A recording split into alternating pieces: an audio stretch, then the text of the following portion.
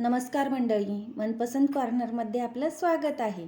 आज बनवणार आहोत लग्नाच्या पंक्तीत मिळणारी अगदी बनवली जाणारी खोबऱ्याची बर्फी. आपण त्यासाठी इथे ओले खोबरे घेतले आहे.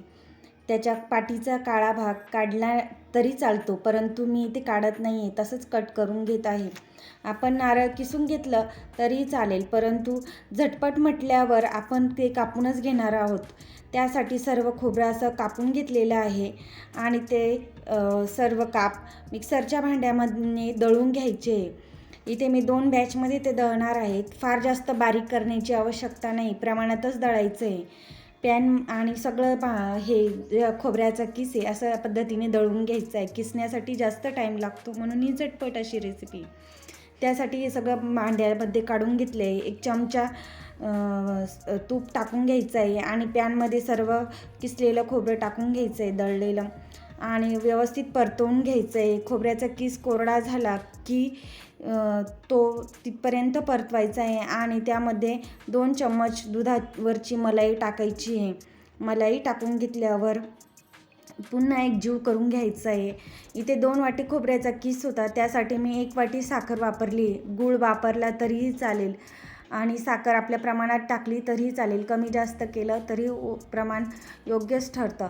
आणि इथे वेलची पूड टाकून घेतलेली आहे. पुन्हा मिक्स करून घ्यायचं आहे. साखर टाकल्यानंतर बर्फीचा कलर चेंज होतो.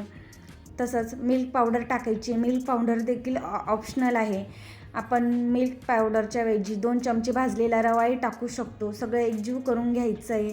फूड कलर आवडीनुसार वापरला तरी चालेल, परंतु लग्नाच्या पंक्तीत कलरफुल मिठाई असते किंवा विकतचीही देखील कलरफुल असते, म्हणून इथं कलर वापरलेला आहे. हा देखील ऑप्शनल आहे.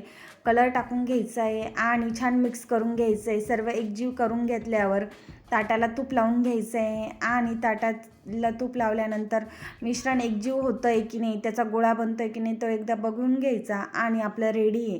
ते सर्व ताटात काढून घ्यायचं आहे आणि एकसारखं आपल्याला कितपत उंचीचा किंवा कमी जास्त आकाराची पाहिजे ते तसं ताटाला थापून घ्यायचं आहे.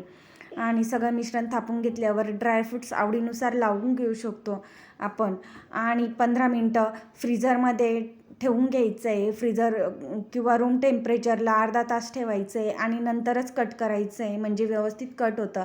अगदी हलक्या हातानेही तुटेल आणि कोणीही खाऊ शकतील इतकी झटपट होणारी आणि चविष्ट अशी रेसिपी आहे आणि सगळेजण आवडीने खातील अशी मस्त आहे.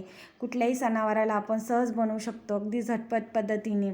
त्यामुळे एकदा नक्की ट्राय करून बघा. रेसिपी आवडल्यास लाईक, शेअर आणि सबस्क्राईब करा. कशी झाली तेही कळवा. Thank you for watching. Bye bye.